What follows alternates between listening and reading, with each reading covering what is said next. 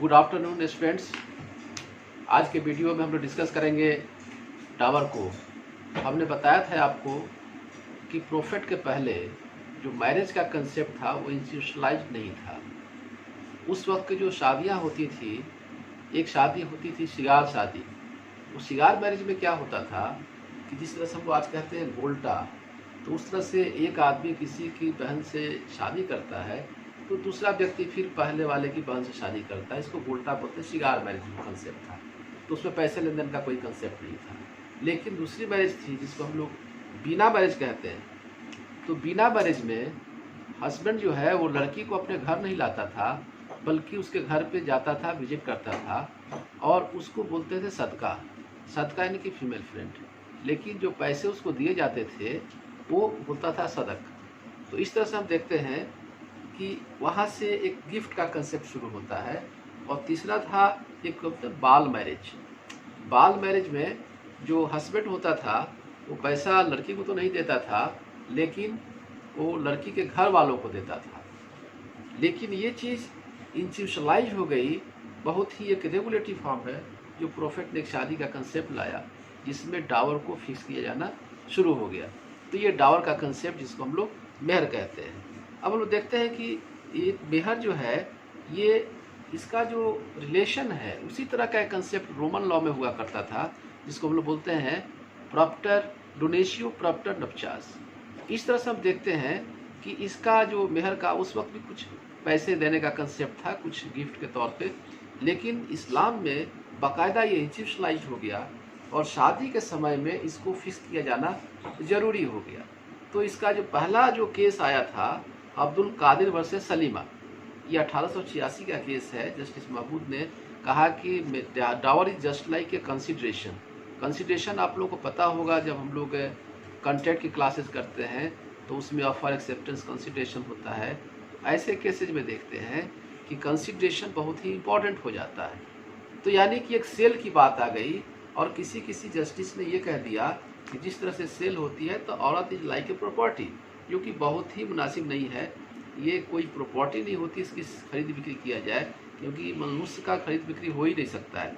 जहाँ पे हम इमोशंस की बात करते हैं वहाँ पे फिर प्रॉपर्टी की बात नहीं कर सकते हैं। तो इस तरह से हम लोग देखते हैं कि ये मेहर का कंसेप्ट इंस्टीट्यूशनलाइज्ड हो गया और ये ज़रूरी हो गया मुस्लिम मैरिज में। अब हम ये देखें कि लेजिस्लेचर्स को भी अधिकार था सेक्शन 5 अवध लॉज में, जो 1876 का है, कि अगर कोई शादी के वक्त बहुत ही कम अमाउंट डवर की है और हस्बैंड की इकोनॉमिक कंडीशन बहुत अच्छी है, तो इसमें लेजिस्लेचर उसको बढ़ा सकता है। ये एक था, अधिकार दिया हुआ था इस एक्ट के अंतर्गत। ये हम लोग देखें कि ये इसका ऑब्जेक्ट क्या है। What is the object of dower? Object of dower is number 1, that is imposing obligation on husband just a token of respect. Number 1, it is a token of respect. It is not like a purchase money, बल्कि एक token of respect है। Second one is that it puts obligations, puts limitation. It puts limitation on the rights of husband, of capricious right of husband to divorce. ये एक तरह से कहीं ना कहीं उस पर चेक लगाता है। और तीसरी चीज़ ये है कि ये at the time of divorce that provides some kind of subsistence. ये 3 तरह के ऑब्जेक्ट्स हैं जो हम लोग डावर से जोड़ के देखते हैं। डावर इंक्रीज भी हो सकता है और डिक्रीज भी हो सकता है। डावर इंक्रीज करने का पावर हस्बैंड को है कि हस्बैंड चाहे तो शादी के वक्त अगर जो डावर फिक्स हुई है वो बाद में करके उसको इंक्रीज भी कर सकता है। और डिक्रीज वाइफ जब भी चाहे तो डावर को डिक्रीज कर सकती है, ये उसको अधिकार है। या कभी कभी डावर वाइफ चाहे तो डावर माफ भी कर सकती है। तो ये भी कंसेप्ट इसका है। खैर, तो हम लोग आगे ये देखें कि अब जो डावर है उसका क्लासिफिकेशन क्या है, ये कितने तरह का डावर होता है।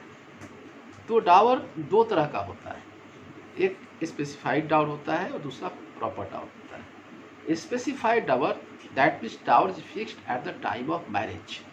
वो शादी के वक्त ही फिक्स कर दिया जाता है, दोनों पार्टीज आपस में राय मशवरे करके ये फिक्स करते हैं। और प्रॉपर डावर होता है जिसको हम लोग कस्टमरी डावर भी बोलते हैं, कि अगर शादी के वक्त खुदा न खास्ता डावर फिक्स नहीं हुआ है तो वो बाद में भी फिक्स हो जाता है। इसकी वजह से शादी इलीगल नहीं होती है, शादी हो जाती है, वैलिड होती है, लेकिन बाद में उसको अब ये फिक्स करने में देखा जाता है कि कैसे फिक्स करेंगे। तो उसमें 3-4 कंडीशंस हैं कि उस लड़की की क्वालिटी, उसकी फैमिली स्टेटस और हस्बैंड की भी इकोनॉमिक कंडीशंस देखते हैं या सर्कमस्टेंसेस ऑफ टाइम, इन सब को देख करके ये फिक्स किया जाता है।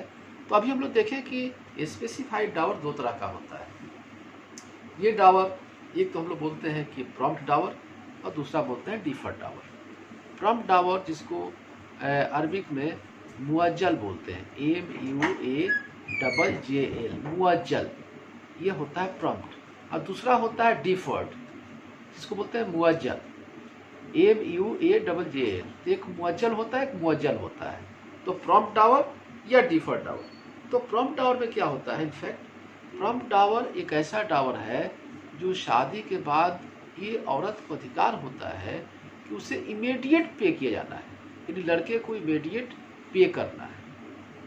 और अगर इमीडिएट लड़का नहीं पे करता है तो ये औरत को ये राइट होता है कि उसको पे, अगर वो पे नहीं करता है तो औरत को ये राइट है कि औरत उसको यानी कि पर्सनल सरेंडर नहीं करे इस कंडीशन में।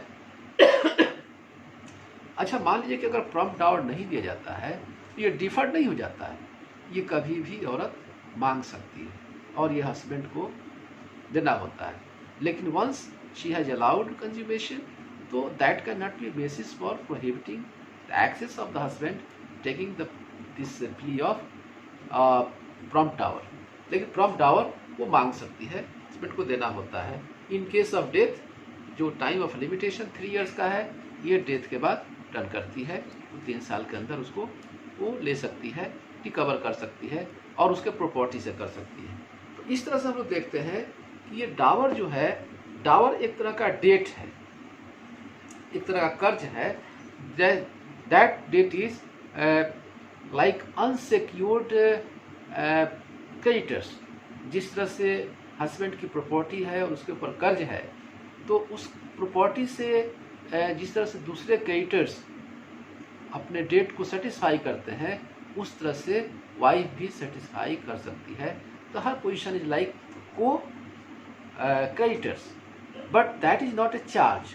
जो सेक्शन 6D में जो TP एक्ट है उसमें जो कहा गया, जो चार्ज का कंसेप्ट है वो चार्ज नहीं है। इसका मतलब ये हुआ कि वो अपना जो डेट है, डावर डेट है, वो सेटिस्फाई तो कर सकती है, लेकिन दूसरे जो क्रेडिटर्स हैं वो दूसरे क्रेडिटर्स को चेक नहीं कर सकती, उनको प्रिवेंट नहीं कर सकती कि वो उस प्रॉपर्टी से अपना डेट सिक्योर नहीं करें।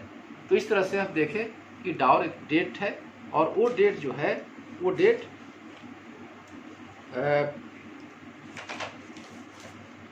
वो प्रॉपर्टी को रिटेन कर सकती है, प्रॉपर्टी को रिटेन करने का अधिकार है, उसको रिटेन कर सकती है, लेकिन उसको बेच नहीं सकती है, ट्रांसफ़र का पावर नहीं है उसको। यानी she can satisfy her debt from the interest of the property. जैसे कोई मकान है वो रिटेंशन में है उसके, तो उसका उसमें उसका इंटरेस्ट लेकर के, उसका रेंट लेकर के अपने डावर को सेटिस्फाई करना है, लेकिन वो उसको बेच नहीं सकती है। और the moment the years of the deceased, जैसे ही वो पे करते हैं उसको, तो फिर वो उसका जो पोजीशन है वो ख़त्म हो जाता है। तो इस तरह से हम देखते हैं कि डावर डेट तो है लेकिन ये चार्ज नहीं है और वाइफ को बेचने का अधिकार नहीं है।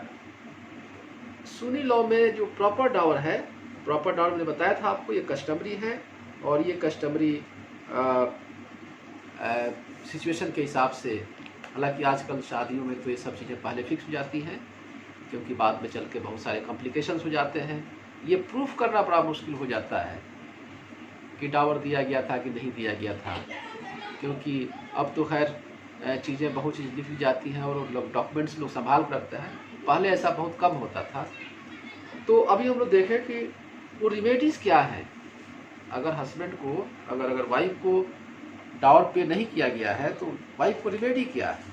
तो नंबर 1 रिबेट ये है कि she can refuse the cohabitation. ये in case of prompt dower में होता है, ये उसका राइट है। तो इसलिए हस्बैंड को उस वक्त अगर उसके पास पैसे नहीं हैं, जो डावर की रकम नहीं है और वो नहीं देता है, तो वो फिर फोर्स नहीं कर सकता है टू हैव कोहैबिटेशन। और दूसरा राइट है कि डावर को डेट की तरह, कर्ज की तरह उसको रिकवर कर सकती है। तीसरा है कि she has right to retain the property of deceased husband. उसकी प्रॉपर्टी को रिटेन करने का अधिकार है। अगर उस प्रॉपर्टी को सेल करते हैं, उसके ईयर्स सेल करते हैं, ईयर्स में विडो भी आती है, तो उसका जो अपना शेयर है, उस शेयर के अलावा जो अमाउंट है डावर की, उस डावर को भी उस प्रॉपर्टी के जो सेल होगा, जो पैसे आएंगे, उसको दिया जाना है। या शी कैन मेक ऑब्जेक्शन कि ये जब तक हमारा डावर डेट दिया नहीं जाएगा तब तक इससे नहीं होगा। लेकिन ये आपस की अंडरस्टैंडिंग की बात होती है, एग्रीमेंट की बात होती है।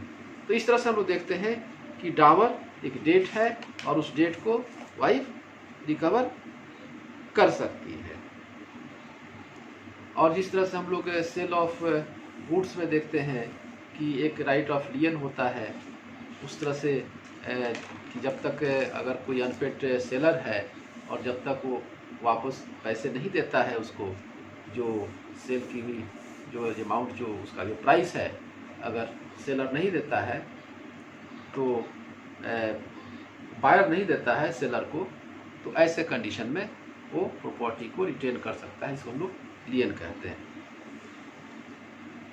अगर वाइफ जो प्रॉपर्टी उसके पोजीशन में है और उस पोजीशन से जो इंटरेस्ट आ रहा है, अगर वो इंटरेस्ट उसके डावर से ज़्यादा है, तो उस इंटरेस्ट को जो दूसरे ईयर्स हैं उसको पार्ट करना पड़ेगा, उसको देना पड़ेगा।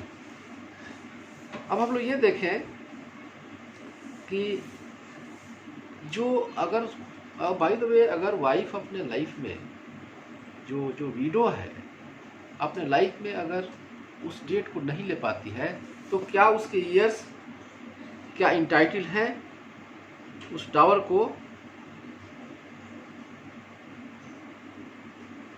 लेने के लिए? तो ईयर्स इंटाइटल हैं, ईयर्स को प्रॉपर्टी को सू कर सकते हैं। सू करके एक ग्राउंड वही होगा कि she is retaining the property, जो प्रॉपर्टी उनके उसमें है उससे वो रिकवर कर सकते हैं। तो इस तरह से हम लोग देखते हैं कि this is dower and this is very one of the segment of this marriage. और डावर में आप लोग डावर से क्वेश्चंस होते हैं, तो जो बेसिकली क्वेश्चंस होते हैं कि nature of dower and kinds of dower, तो उसको आप लोग देख लेंगे। किताब जो डिस्क्राइब्ड है, मैं बार बार कहता हूँ कि वकील अहमद किताब है या खालिद असीर किताब है, मुल्ला की किताब है, ये किताब आप लोग देखें। और मैं समझता हूँ कि ये चीज़ आपको बहुत ही एग्जामिनेशन पॉइंट ऑफ व्यू से भी बहुत फ्रूटफुल होगा। Thank you very much. Next video में हम लोग डाइवोर्स को डिस्कस करेंगे। Okay, thank you.